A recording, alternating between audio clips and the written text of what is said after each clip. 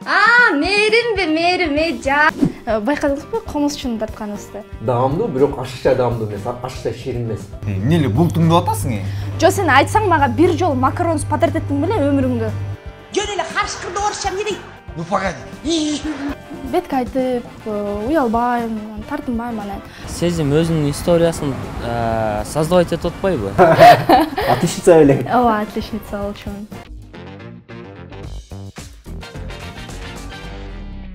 Салам алейкум достор, бизде конокто Сезим Жолдошбекова. Кош келдиң. Кандай, мындай кылайлыбы? Мындай болсун. Чоң рахмат чакырганыңызга. Аябай кубанычта болуп турам. Келгениңе рахмат, убакыт бөлгөнүңө рахмат. Достор, мындан кийин Мирзматов влог каналына кошумча алып баруучу интервью болуп туруп, Акылбек кошулду. Менин оюмча бул өзгөчө бир креатив берет, кызыктуу юмор берет деп ойлойбуз. Кызыктуу бир контент болот го, жөн эле пайдалуу эмес, күлкүмүштүү жана кызыктуу болот деп ойлоп кетебиз. Кандай деп ойлойсуң? Албетте. Айтканыңыздын баары келсин. Амин. Амин. Кандайсың? Жакшы, буюрса, акырындан жаңы жыл өтүп, майрам өтүп, эми өзүбүзгө келип атабыз деймби? Өзүм 2002 жылкымын.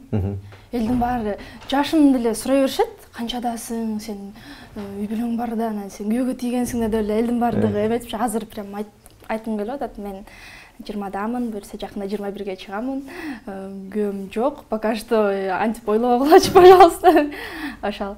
Өзүм болсо Бишкек шаарында эле төрөлүп өскөнмүн, кичи мекеним Кемин. Ата-энемдин жанында жашап атам азыр. Ошол. Айылдын номер 1 крашы мен Акылбек бүгүн Сезимдин студиясына келдик. Аламга жол айылдан башталат, ал эми Сезимдин студиясына жол Кекеевден башталат. Достор, анда эмесе биз Sweet Сездин студиясына келдик. Эң эле биринчи суроо ушул логотип боюнча суроо жаралды менде. Sweet өзүңөр билгендей эле таттуу. Сез деген бул менин атыман алынган да. Бул менин атым чувство дейбиз го. Сезим. Таттууну Сез деп ушундай ат келип чыкты. 20 жаштасың, ошондо 2-нчи курс келсиң. 2 же 3-нчи курс? 3 деп атам, ооба. 3-нчи курс. Нижнеоларчинская средняя школа деп коет, ошол жакты кызыл менен бүткөм деп. Отличница белең. Ооба, отличница болчумун. 3 бир тууганмын. Байкем бар, анан иним бар. Байкем 93-жылкы. Кичинекей кези мен үйдөгүлөр медик болосуң деп өстүрүшкөн. Кыз болгондо медик керек, үйдө бир кызсың деп, анан кийин химияны, биологияны аябай андай жүрөгүм тартпай турса да усиленно окуп баштадым. Уже 10-11 класс болгондо мындай эме болот турбайбы? Переломный момент. Жок, элдин мнениясы мага кереги жок. Мен өзүм каалаганды жасайм деп баштадым. Мен башка жакка тапшырат элем. Мен башка нерсени окуйт элем деп ар кандай изденүүлөр болуп. Ал кезде переходный возраст мен түшүнбөй эле, жок силер мени түшүнбөйсүңөр деп таарынып, ушундай учурлар болгон. 11-дө бүттүм. Мен бүт жерден кызыл. Тияка деле тапшырсам болот, бияка деле тапшырсам болот. Круглый отличница келиң да. Ооба. Профессия тандай албай атам. Тиги тууганым айтат, финансы. Бияка айтсам медик, бияка айтсам тиге тапшыр, мындай тапшыр. Окубай эле кой дегендер да болот. Ошон мен ал кезде еще Академия МВДга тапшырам деп жүргөм. Өзүм Академия МВДны тандадым. Билбейм, мен характеримдай эме деп коет да, мындай бетке айтып, уялбайм, тартынбайм, анан Академия МВДга эмнегедир жүрөгүм аябай тартат. 2 жолу ОРТМди салдым. Мен боюм кичинекей болуп өтпөй калдым ал жакка. Ошондой дагы барбы? Ооба. Кыздаркы 165тен үйдө болуш керек экен да. Мен боюм кичинекей болуп калды. Ал жакка өтө албай калдым. Азыр сен 165тен жогору го. Андан бери бир-аз өстү, ооба. Өлү ыйладым. Ыйлап атам. 2 жолу талонумду салдым, 2 жолу мени кулатып коюшту. Ыйлап атсам байкем келип алып, "Эмне ыйлап атасың, эми койчу" деп. Бардыгы сооротушат, эметишет. Окубайм да. Ошентип медицинага тапшырдым. Айланып келип. Эмне эле бултуңду атасың? Жо сен айтсаң мага бир жол макаронсуз патрет еттиң беле өмүрүңдө? Макаронсу күндө эле жеп атабыз го? Кана, кайсы макарон жеп атабыз? Мына, мону жеп атабыз го күндө эле. Бул рожки, бул макарон эмес. Кандай макаронду атасың анан? Мага Sweet Sez деген макарон керек. Sweet Сезби? Ой, мына, разысыңбы? Өзүм каракым эмес берип койдум. Боло берет. Ладно. Вау, ичи сонун экен. Бизге экскурсия кылып бербейсиңби студиянын жөнүндө? Ичинде эмнелер бар, холодильниктер барбы, эмнелер бар? Биздин көрүүчүлөр дагы макаронный студия өзү кандай экен? элдин баарына кызык биздин студиясы эмнеге мындай чоң айнек турат депчи. Биз дайыма айтабыз, биздин жасап жаткан ишибиздин баардыгы прозрачно. То есть адам келип сырттан мынтип көрүп тура алат да. Эгер халат чепчик болсо, обязательно кирип, адам өзү дагы ошо көрүп мынтип болот да. Холодильниктен баштайлы. Бул морозильник, холодильник эмес. Бул жакта биз птифурларды, даяр тортторду уже готовый болгондо тоңдуруп коебуз. Ачып көрсөтөйүн. Мына ушундай кылып. Ар бири өз-өзүнчө илинип турат. Холодильник мынакей бул, экинчиси бул жакта биздин ошол готовый коробкалар турат. Келип любое время бизден наличие бар, өзүңөр көргөндөй алып кетсеңер болот. Макаронса обязательно контейнерде туруш керек. Мына ушинтип остейсизби? Кәдімгісі остеп коюңуз да. Контейнерде турбаса эмне болот? Бузулуп кетет да? Ооба, бузулуп кетет. Рошкиго да ойлогом, көрсөм мындай таттуу нерсе экен. Бисмилла. Рошки көтөрүп келиптир мага. Жактыбы сизге? Биз жаңы эле жасап, чогултуп туруп, сразу ушул холодильникке салабыз. Контейнерде турат. Бираз пропитка болгондон кийин аны коробкаларга чогултабыз да. Өзүңөр көргөндөй духовка. Бул духовканы жакында эле жаңы алдык. Негизи мына ушундай кичинекей духовкага жасачубуз. Бул духовка келгенден бери өлө сүйүнүп жыйрап калдык да.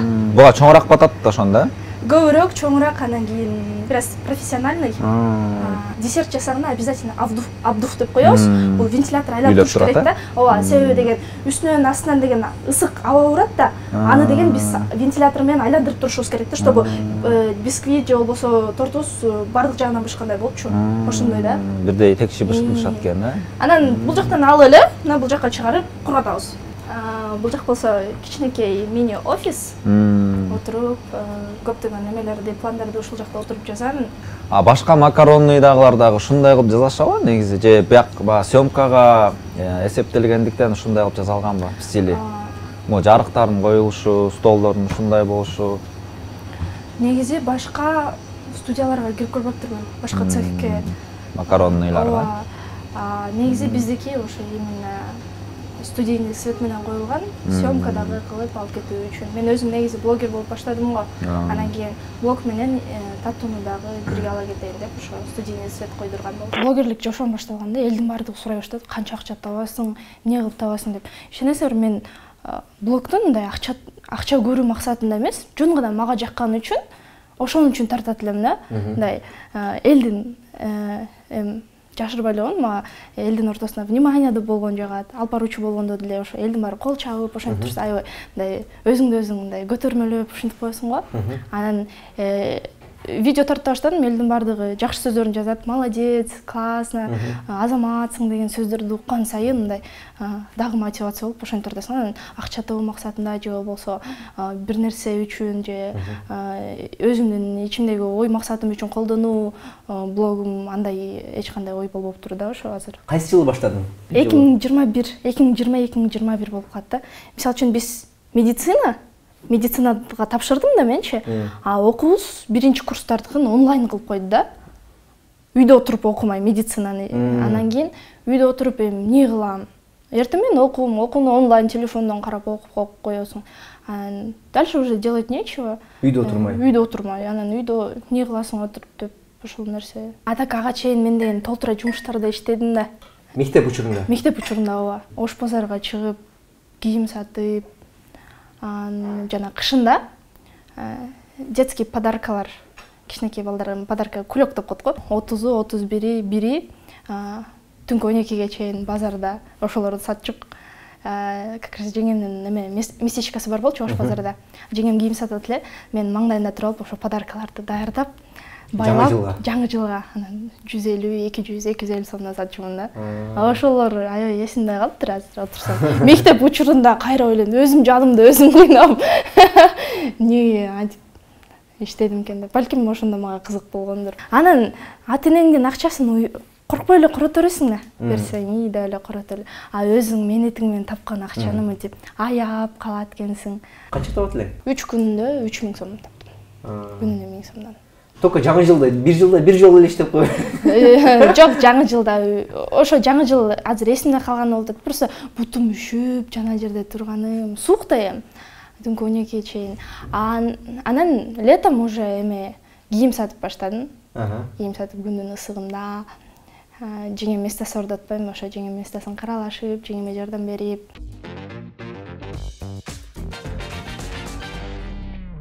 Дети Сыныш Кекеевпи өтүп кеткен? Ким алды? Тамаша. Бул жакта Сыныш Кекеевдин да студиясы бул жакта. Студиядан чыгып студияга барабыз. Бул биздин студия болсо, бул жакта эле Сыныш Кекеевдин студиясы. Салам достор, бүгүн сезимден интервью алып атыптыр Акыл Black. Анан мен бул жакта былтыркыга караганда былтыр интервью албадыңар беле, ошого караганда мен блогер болуп кетпедим. Анан мен силерге аз свет коюп берем деп коюм. Так. Ондай тартыш керек. Беттерине жабып коюн да красивый көрүнүш кылсын. Айрыкча мага окшогандарга керек. Айрыкча сага окшогондорго эмес, айрыкча экөөбүзгө окшогондорго свет керек. О, всё. Свет нормальныйсыз, пересвет болбой эле. Эми сен блогерден ишкер айымга айланып аткан кезиң. Ачылганына 3,5 ай, 4 ай болуп калды. 2 ай. 2 ай болду. 2 ай болду. Сентябрь дедим, сентябрдан бери ошонун үстүндө, ошол проекттин үстүндө иштеп атабыз. Өзүңөр билесиңер, Сыныш байке, Бермет эже, үчөөбүз ошол. Мен негизи өзүм ошол тамак жасаганга да кызыкчумун. Бир гана блогумду эме разнообразие кылайын деп, бир эле темпте кетирбей, разнообразие кылайын деп, тамак жасап, антип коюн деп, ошентчү бир күн эле TikTok'уман чыгып калды. Сыныш байке тамак жасатканчы аябай кызык болуп, ошондо көрүп, ошондо таанышкан болчук TikTok'тон. Анан кийин студияга чакырды, кел видео тарталык деп. Жазында болчу. Кар жауып аткан, акыркы карлар жауып аткан болчу. Эртең менен туруп эле TikTok'тун комментариясын карасам, тиги дептир. Я тоже с вами хочу видео снять деп комментарий турат. Анан именно ошол комментарийни окуп туруп басып атпаймбы? Кирсем сезим экен. Чынын айтканда мен алга чейин сезимди көрбөгөн болчумун. Саат 12 бирлерде турдум дагы. Комментарияны карап туруп эле анан сразу жазып койдум да. Хорошо, бүгүн саат 6-га кел депчи. Анан бул 6-га жетпей келип алыптыр. Анан экөөбүз тааныштык. Бул жерде видео тарттык, контент тарттык, всё. Кийин Сыныш байкеге барып айттым. Мен ушундай кызыгып атам, таттууларды жасаган жагып атат. Анан кийин ушундай кылып ачсамбы деп ойлоп жүрөм, кандай дейсиз депчи. Эми ал билет өзүнүн жумушун. Наставник катары сурап көрдүм да, ушундай кандай дейсиз десем, жакшы идея деп аябай эме болду да. Сразу эле колдоп, молодец, было бы классно деп. Анан ошондо Берметчи менен тааныштырган мени. Бул жерде дагы экинчи стори бар да. Мен жайым менен жүрөм. Өзүмдүн жумушумду кылыпчы. Анан өзүмдүн жумушумду кылсам, биздин прораб бар, могу кафелерди курганчы барысынчы. Анан ошол айтып калды, сына тиги деп. Бир коңшум бар. Аябай сенин видеоңду көрүп, аябай кызыгат депчи. Анан ошол сен менен жолугам деп атат дейт. Анан мен айттым, эмнеге десем, ошол таттуу жасайт дейт. Макул келе берсин десем, бир 2 күндөн кийин келди окшойт, даярданып алып келиптир да. Өзү Москвада 15 жылда иштеген, эң жакшы жерлерде иштеген кондитер. Мен менен таанышып эле, мага сразу эле предлагать этип баштады да. Анан жеп көрсөм, аябай сбалансированный экен, аябай сонун жасалган десерттер экен да. Андай жерде, андай десерттерди көп жей бербейсиң. Сен өзүң деле жедиң окшойт. Балансированный, өтө таттуу эмес, көңүлгө тийбеген. Тажатпайт экен. Классика да, аябай классика. Анан ошону жеп калгам. Анан то есть бул жактан да экинчи киши болуп атат да, ал дагы келип анан жүрүп десерттерди бул жеке жасайт өзүбүзгөчү кафеге койгонгандан. Ал дагы ошого заинтересованный болуп калды. Ал да келип, Сыныш, мен Москвадан келдим, ал жакта дальше иштей албайм. Балдарым чоңоюп калды, окууга барат, жашоом бул жакка алып которуш керек. Бирок бул жакта эмне кылышымды билбей атам. Өзүм таттуу жасашты билем деп айтып калды. Как раз сезим менен сүйлөшүп келгенден кийин ал эжени чакырдым. Кондитер эже ушундай сезим деген кыз бар, сезимди үйрөтүш керек. Анан Сыныш байке айтты, ладно, Берметчиден үйрөнүп көр, если получится у вас, то давайте что-нибудь придумаем деп. Анан кийин ал убакта мен практикам болчу. Больницага таңкы 6-да туруп практикама барам. Практикада 1:30-да чыгамын. 1:30-да чыгып 5 күнгө маршрутка менен барамын. Ал жакта мен барганча 4 болуп калат да, уже кеч кирип калган. Анан 4-төн бир 8-9-га чейин ошол жакта бир меченин жанында көрүп, үйрөнүп жүрөм. Анан 9-дарда кайран караңгыда үйгө шалпылдап алып келчүмүн. Ошентип баягы үйрөнүп, негизи мен ойлоп отурсамчы, бирөө келипчи мага ошентип айтса мен бар жогочу деп мынтип кичинекей кыз деп эметип коесуң го. А Сынышбеке анткен жок да, Сынышбеке.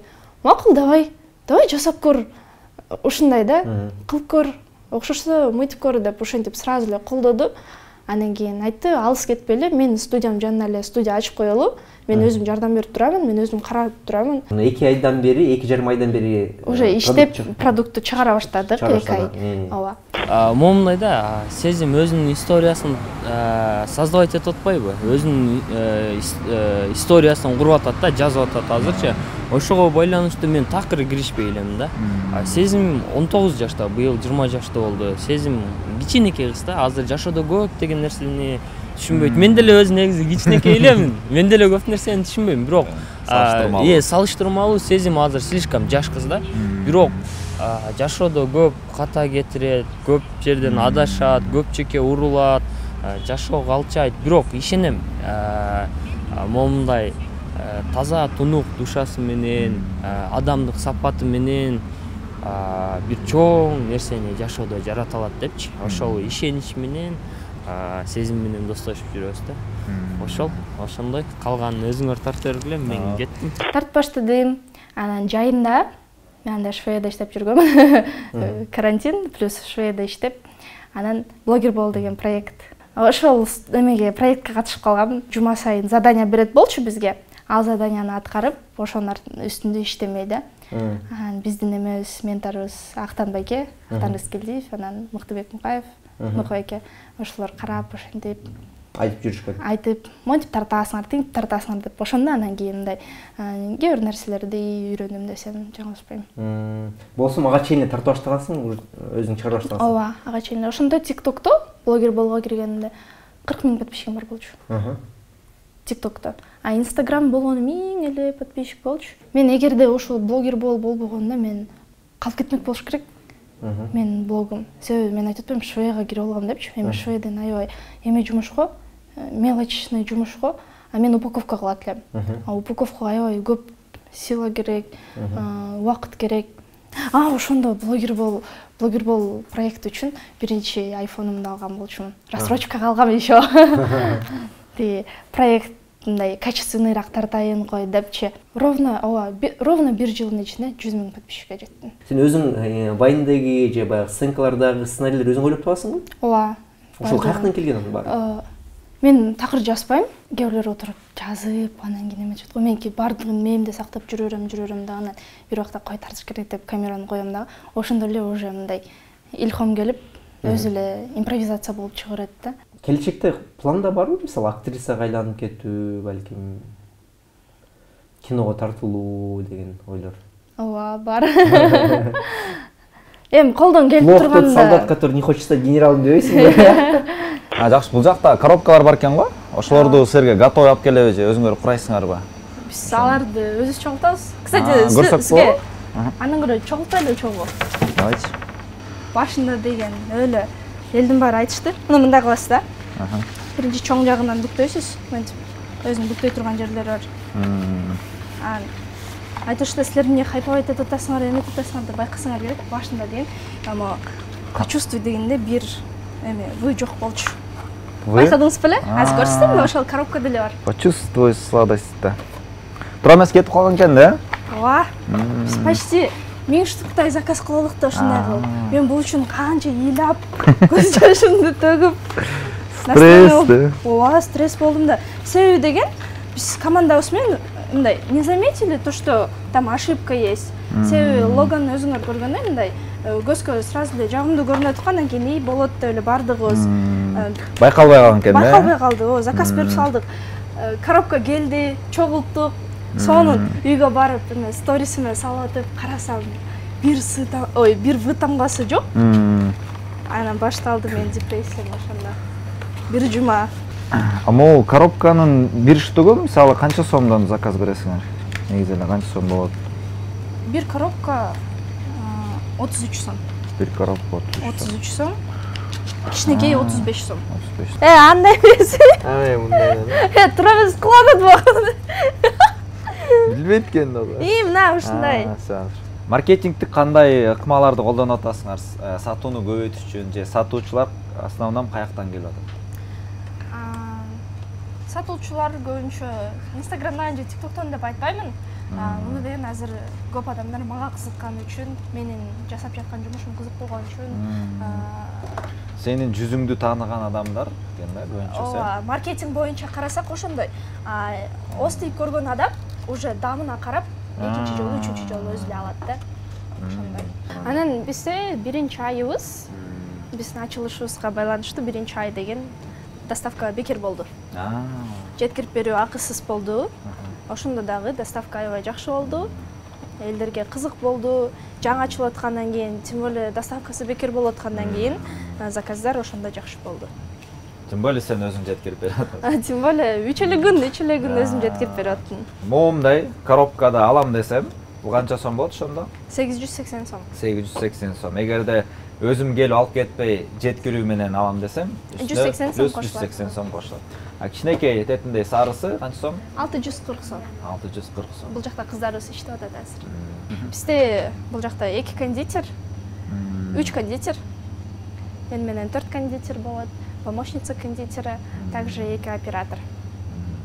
Оператор болгондо WhatsApp'tan, Instagram'dan сообщенияларга жооп берип, онлайн заказдар, заказдарды алып, анан курьерлерибиз бар.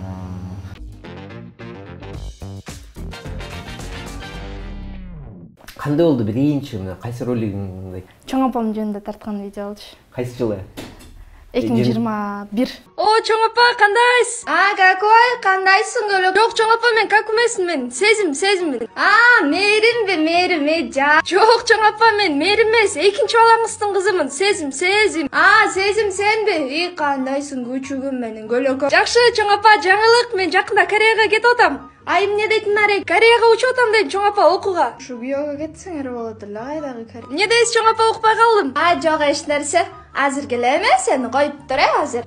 Аймаш, менин эмне тигиреки Сезим деген неберем бар беле. Ой, мунун жашы канча да өзү. Ушу мени уят кылбай, Кореяга кетпей, күйөөгө кетишсе болот эле. Ошо смотрю, что-то знакомое лицо айланайын. Булардан шагырап адашып да калдым ай. Чоң апа, мен дагы деле биякта болдум. Ошонун айбай залетайт этип 40 000 просмотрда болгон, анда 40 000 просмотр. Вау деп көрүп, ошодон кийин тартып баштаган болчумун. Өзүң аккаунтуңда Instagram'да жарылды же TikTok'та? Жок, анда только TikTok'ка салат болчумун. Мен TikTok'умду эч ким билбейт да. Тааныштарым билбейт. Instagram'га бир нерсе чыгарсам тааныштарым билет да. Сезим тартпай эле койбойсуңбу? Сезим антпай эле койбойсуң, мынтпай эле койбойсуң дегендер болчу да. Ошон үчүн элдин мнениясына эмнегедир билбейм, 2 жыл мурун аябай жатып алган мезгилим болчу. Эл бир нерсе десе эле деп кылбаш керек, анан кой тиги эмне дейт деп ушундай болгон үчүн Instagram'га көп чыгарчу эмесмин. Кийин эле Instagram'га салып ошентип баштадым. Болсо деле тренд темасы бар болсо деле толугу менен өзүң ойлоп таап туруп башкача кылып көрсөтүп кетесиң ошо да. Байкадыңызбы комузчуну тартканыбызды? Элдин баары комузчуну тартып баштады го. Мен ал звукту алдым, бирок комузчуну өзүм стилинде алып, мен эми азыр тамак менен байланышып калды го көбүнчө блогумчу. Анан каттама жасап атканым кыргыздын укура кийими менен алып, ошону комузчу музыкасына ошентип тартып койдум да. Бул адаптация, трендти адаптация и авторский видте чыгып. Ошондой.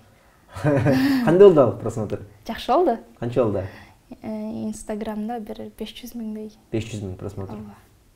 Азыр негизи блогдун өзү бир пайда алып келсе, андан да жакшы эмеспи деп мындай бир аз да болсо мындай пайдалуу видеолорду тартканга аракет кылып турдум да. Ошол биринчи жарылган экен, эң катуу жарылган видеолорун кайсы болду? Орысша билесиңби, хотя бы орысша? О тилденби? Эмнеден? О тил. О тил? Ошо о тилден билесиңби? Ооба да. Жөн эле каршкырды орысша эмне дейт? Каршкырды? Так, каршкырды. Ну погоди. Көп просмотр алган 100 000ге жакын. Ал кезде менин подписчигим болгон 7 000 эле болчу. 7000 подписчик менен 100% алып коесуң ошол. Ошондой алган. Анан ошонун мындай элдин эсинде көп калган да. Бирок азыр 100.000 сен үчүн мындай эле нерсе да, 100.000 просмотр мындай эле. Мен айтып деле айтпайм, 100.000 деле, 100.000 адам деле мен карап атканына чоң рахмат. Мен азыр уялып калдым айткан нерсемечи. Ошондой эле 100.000 көп да, Ооба да. Элестер 100.000 адам. Футбольный полени элестетсеңиз, 100.000 адам отурат, сен ортосундасың. Ошондой эле да 100.000 адам баарыңар жакшы көрөм. Мен 20.000 адам көрсө деле сүйүнөм. Силер баарын жакшы көрөм. 5.000 адам мен силерди жакшы көрөм деп. Ошондо могу В деген жазуусу жок болуп калган, э? Ооба. Силер байкабай калгансыздар, өзүнчө бир эйфорияга кирип, күйүнүп, Sweetsezdi ачып атабыз деп жүргөн экенсиздер да. Ошондо достор, бир коробка 33 сом, 35 сом штук болсо, бир штугу. 1000 штук брак чыкса, 33.000-35.000 сомго сен баштап деле күйүпсүң да, банкрот болупсуң. 68.000 сомго күйдүк. Себеби кичинекей коробкада бар да. Кичинекей коробкада 1000 штук, чоң коробкада 1000 штук. Ошондо 2000 штук коробка жарабай калдыбы? Жарабай калган жок, биз ошол боюнча эле. Алгандар деле байкап эле. Себеби жаңы ачылып аткандан 1000 штукту уже заказ берип койдук. Биздин ачылышыбыз жакындап келди, биз бардыгын даярдап койдук. Анан ал калып кетсе банкрот болмокпуз да. Ошондочу, андан көрө ушул коробка менен эле чыгара берет деп. Мен негизи өзүм аябай самокритичный адаммын да. Ана муну то, что я была безответственна, ошонумду эметип кайра-кайра өзүмдү өзүм жеп, ооба. Канча күн кыйналдың, стресс болду? 1 ай. Жок, 1 ай эмес, калп айтып атам. Могу жаңы коробка чыкканга чейин стресс болдум. Себеби улам көргөн сайын эстеп аттың да? Ооба да. Себеби канча деген адам эми ушундай жасагандан кийин катасы жок жасабайбы деп айтмак да. Сыныштар эмне деди? Сыныш андай нерсе киришпейби? Жок, сынышпай келген ушинтип айтсам күлүп койду. Өзүнөн көр деди. Карашың кире эледи. Негизичи жаңы жумуш баштап атканда дегенчи кыйынчылык болот экен да. Кыйынчылык сөзсүз болот экен. Сен ойлойсуң, мына жаңы жумушум башталды. Ачылып алсам эле уже баары кете берет, жыргап иштей бересиң деп. Бирок деген ачылгандан кийин сен ал жумушту дагы алдыга сүйрөшүң керек. Ал жумуштун үстүндө иштешиң керек. Ооба. Улам сайын ал жумушту развиваться дегенде развивать этип турушуң керек. Себеби өзүң деле отуруп калсаң, отуруп кала бересиң. А жумушуң болуп турганда, тем более жумушту дагы айтып аткан, у бизнеса нет ног, поэтому оно не уйдет депчи. Ошондой аны деген өзүң жылдырат экенсиң. Биз бир нерсени укканда дароо мындай идеальный картинканы элестетебиз го. Анан мындай детальдарын көп элестетпейбиз, билбейбиз, анан кыйналып жүрө беребиз да. Ооба. Учурда сага бул жакка окууда да окуйт экенсиң. Ооба. Анан бул жакка да келет экенсиң. Убактың кандай болуп атат азыр? Кыйналбай элесиңби? Окууң артта калып калган жокпу? Уйкудан эле кыйналбасам, окуудан кыйналбай элемин, окуума да жетишип атам. Окуудан тышкары бул жакка келип үйрөнөмүн. Кечке чейин бул жакта болом, андан кийин. Окууга канча саат, бул жакка канча саат бөлөсүң? Окуум деген 1ге чейин болот. 1ге чейин. Кээде 12ге чейин болот. Анан бул жакка ошондо келем. Бирден окуудан чыгып эле бул жакта жүрө берет. Окуудан кийин эле бул жакта жүрө берет. Кыздарда үйдө дагы баягы кызматтар бар го? Ата-энең кандай болот? Азыр үйдө мындай көйгөйлөр болбой эле, үйгө келип сен оокат кылбайсыңбы деген нерсе. Андай болду. Мамам менен канча жолу эме болду. Эми мамам айтат, эми үйдүн бетин көрбөй калдыңбы депчи. Эртең 6-да кетемин, кечинде 11-де барам да чарчап уктап каламын. Анан мамама да жардам бербей калам. Кээде мамама должное внимание деп коет го, ата-эне болгондон кийин жардам берип туруш керек. Андайга да жетишпей калам ошол. Мен 20 жашымда студент болуп, үйдөн акча алып, курсагым ачка болуп, тарта албай жүрчүмүн. Сезим болсо Глеген Sweetsezdi ачып атат. Бирок сага ушундай сырга жаралды да. Сен менен тең студенттер окуйт, 20 жаштагы кыздар окуйт. Анан сен ойлойт, баары эле Кекеев менен партнер болуп жүрөт. Ого, Sweetsezdi өзүнүн макаронун ачып атат. Боп кетсе керек деп атса керек. Чын эле ошондойбу? Чөнтөгүңдө азыр канча акча бар дегендечи? Жок, андай эмес. Андай өзүң жумушуңду ачып баштаганда деген оюңдун баары акчада эмес экен. Акча табуу же болбосо ой эме болсом деген эмес, а именно ошо жумушум жүрүшүп кетсе экен деген ниет менен иштеп баштайсың. Анан азыр жанымда акчам деле жок негизи. Кача болсом барбы дейм, маршруткага дейм. Карточкамды көрсөтөмбү? Накей.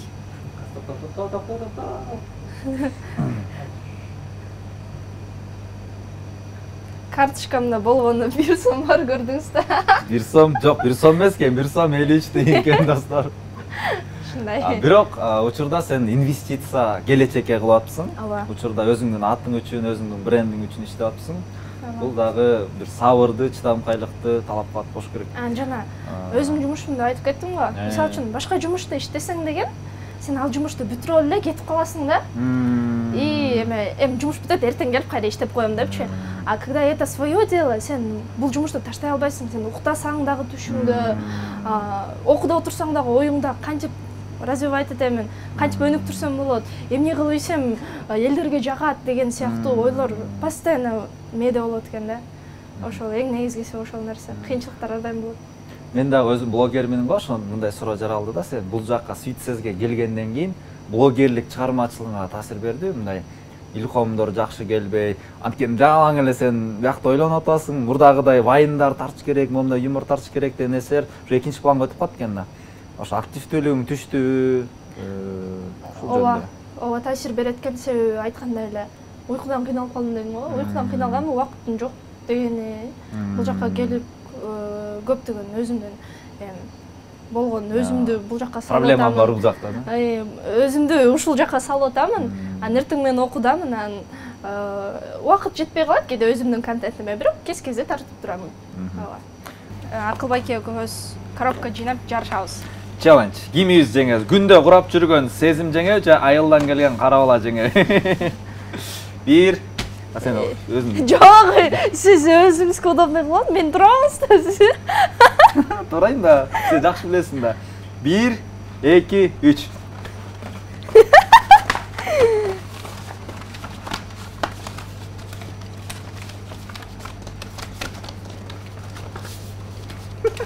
Бит салды.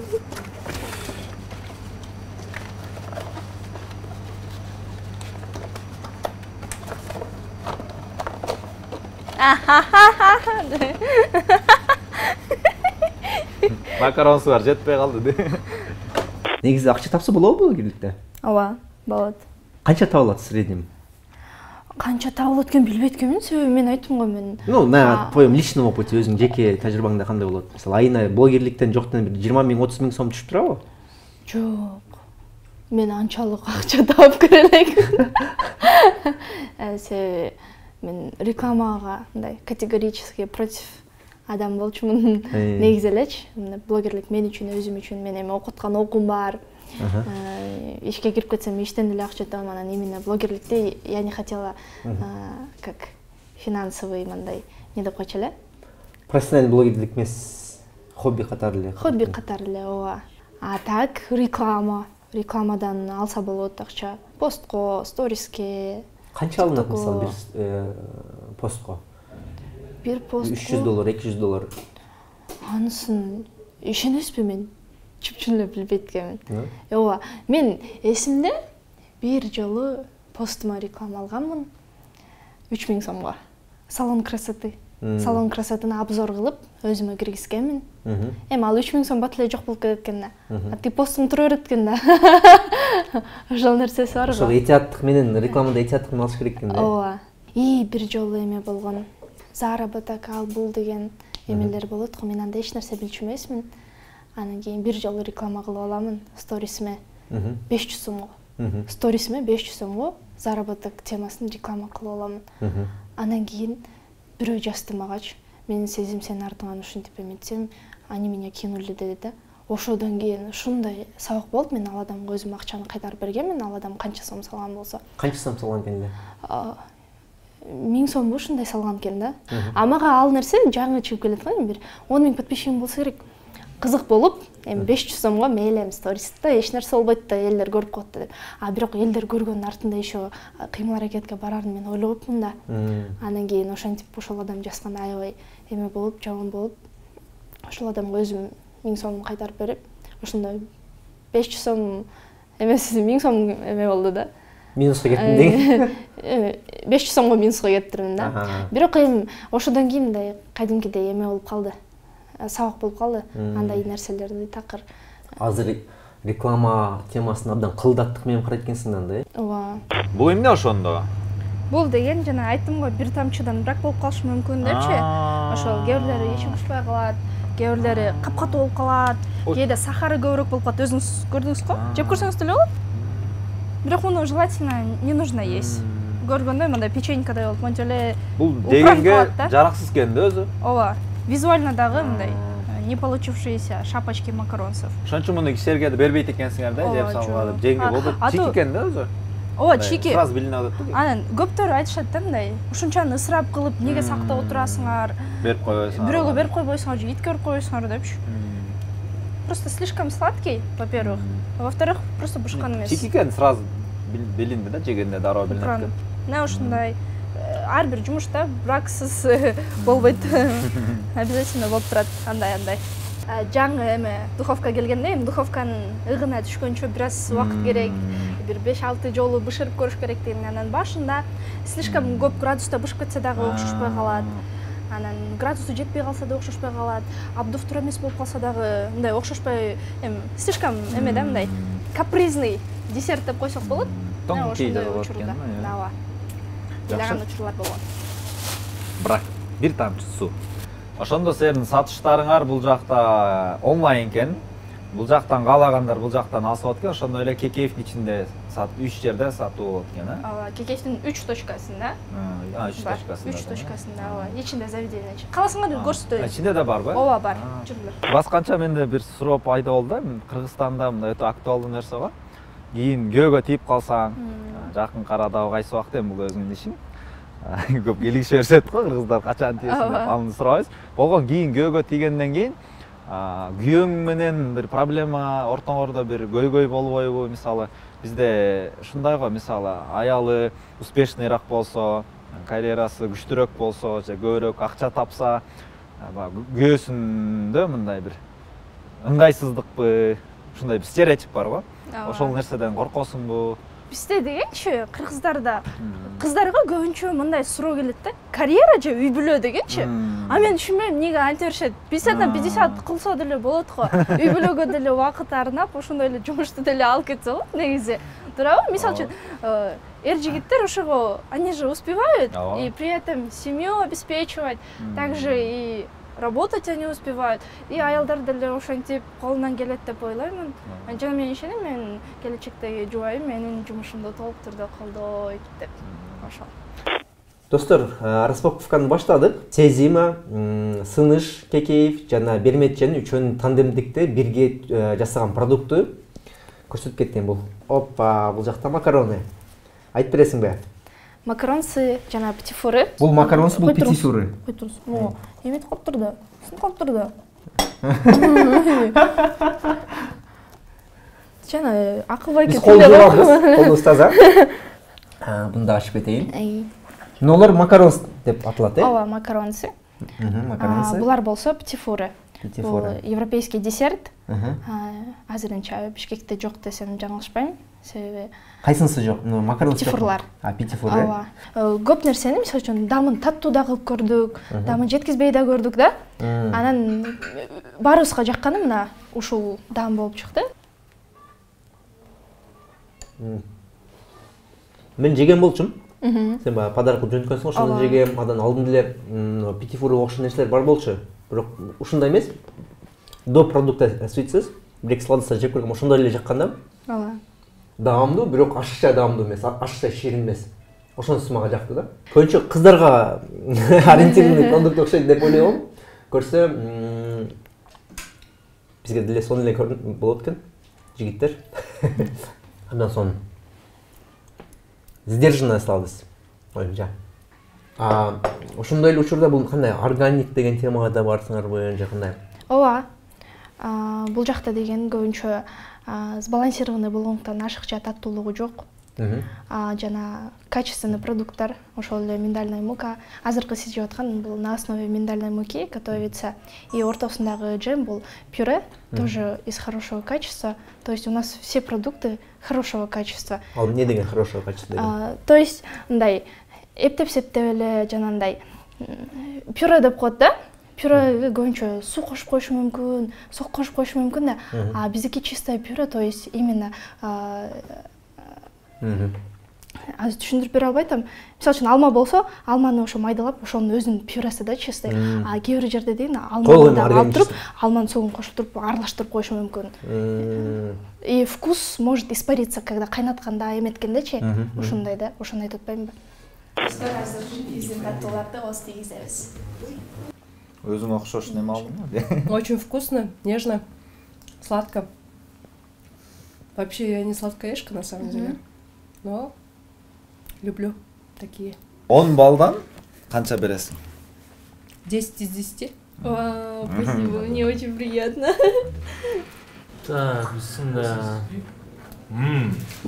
Очень вкусно. Вкусно? Да. Нежно? Да, только. Ондон, 8 твердый. Кара кишилер өз бетке айткан жакшы көрөсү да. Чизкейк. Это муссовый торт. Безумство. Хвала вашим поварам. Спасибо. Вкусный чай, необычно. Да? Первый раз Понравится? пробую макарон. А, серьезно? Да. Классно. Мне кажется, вы раньше пробовали, да? Нет. А, да? Это Мека пробовала. Это что-то фисташковый, сразу танып койдуго, билип койдуго. Очень вкусно. Вкусно? Вкусно, да. Нравится? Да. А этот по 10-бальной шкале? Эркекче айтчу да. Wow, there is a snowman. Ну, мы сейчас попробуем. И что мы хотим? Что мы хотим? Что мы хотим? Хотим, чтобы этот вкус sweet дала нам возможность, энергетику, которую почувствовать, да? Каждый человек в этом. Почувствуйте сладость. Почувствуйте радость. Lights Kids в новом формате. Get Mentos.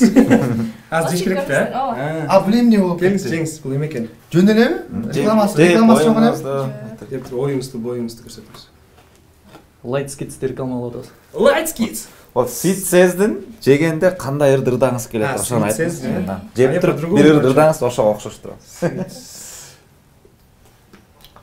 Сапырылған сары жалбырап қарағат қара бір нәрседен жаралат.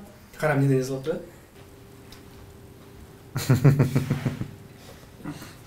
Камера ажайын бе? Да, же солот. Нормально, не солот. Да, вкусно. Классно. Да. Сен да ажайын.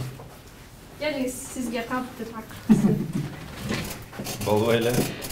Бурбек ака. Рахмат. Ага. Вкус жакшы екен. Алина Бейкс деп не, Sweet Says дегенде. Sweet Says. Почувствуй Street Baker Bikes деп қойсын. Бізге қайра келіп тұрғыла. Күнде келсең ертіле қаршы. Ола, біз жеп тұрамыз. Семіріп кетпейлі главное деп қойсын. Пончик болып кетті.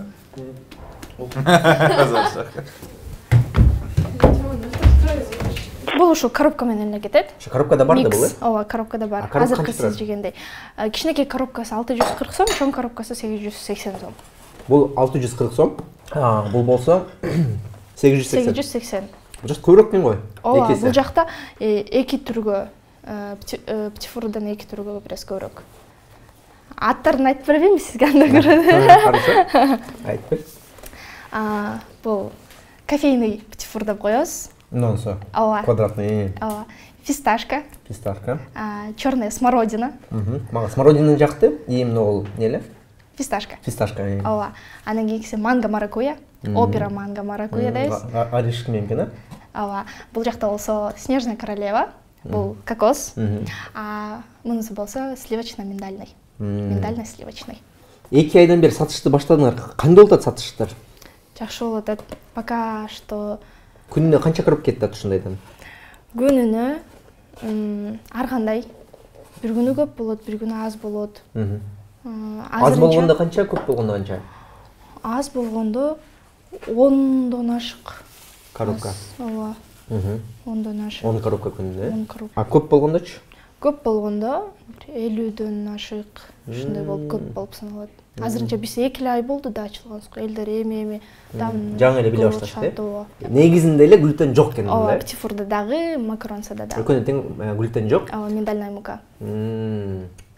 Снежная королева экөөнү айтып кеттим. Снежная королева деген бизде эми муссовый торт. То есть ал жакта дагы кокосовый. Ооба. Өзүмдү укмуш кондитермин деп айтпаймын. Мен үйрөнүп атам. Азыркыга чейин үйрөнүп атам. Бир нече муну жасайлы, тигин жасайлы дегенде хорошо деп ошону жасап көрүп, проработка кылабыз ар кандай вкустарды, мисалы үчүн жаңы вкус ойлоп табалы, башкача кылып көрөлү деп. Прибыльныйбы? Ооба. Продукттар? Азырынча өзүбүздү жаап атабыз. Эң негизгиси. Прибыльга чыктык деп дагы чыга элекпиз деп дагы айта албаймын. Азырынча ошол өзүбүздүн салган салмыбызды өзүбүз жаап атабыз да. Айына хотя бы 30 000 сомдой, 20 000 сомдой таап атасыңбы? Биз ачылганыбызга жакын 2 ай болду антип. Чын айтканда азыр инвестиция кылапсыңар да? Ооба, азырынча инвестиция эле болуп атат. Монча сом алып атам, тынча сом алып атам деп дагы айта албаймын. Азырынча пока ошонун үстүндө эле иштеп, мен дагы бир гана ошо өзүмдүн жана айткандай атымды эле салып койбостон мен да өзүм үйрөнүп, өзүм ушул нерсенин ичинде мээнетиң менен дагы. Ооба.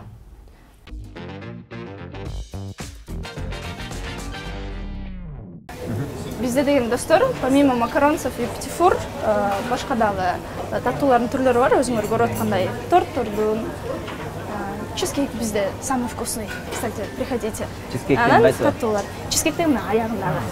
Ооба. Бuyakta штучный сатылат экен, да? Ооба, штучный макаронсы сатылат, макаронсы 110 сомдон сатылат азыркыча да. Макаронсы 110дон сатылат абы? Ооба, макаронсы 110дон сатылат. Ашкан достор, эгерде Кекеевке келсеңиздер, бул жакта ошо Свитсездин атайын бурчу бар экен, бул жактан Сыныш байке, билесизби? Мясной уголок дейт го. Биздин сладкий уголок бар. Ушундай. Мен айтып атпаймынбы, бизде макаронсудан тышкары дагы мына таттууларды жасайбыз, заказга дагы жасайбыз. Азыр Акыл байке жеп көргөн атат.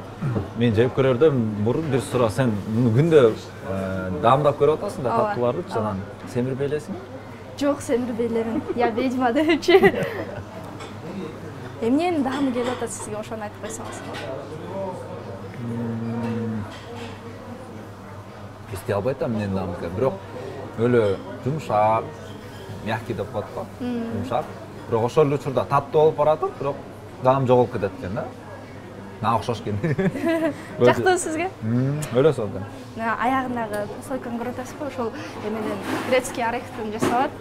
Даамы барбы? Орехтин?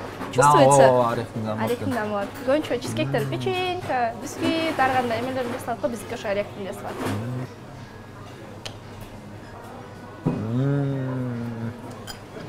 Же сиз калп эле айтып атасызбы? Кара иштер эч качан калп айтпайт. Бирок чын эле айтсаңыз, жактыбы? Же калп эле айтып атасызбы? Жактым, Точно? Бекер тамак сонунда. Та башлап, реально сонун экен.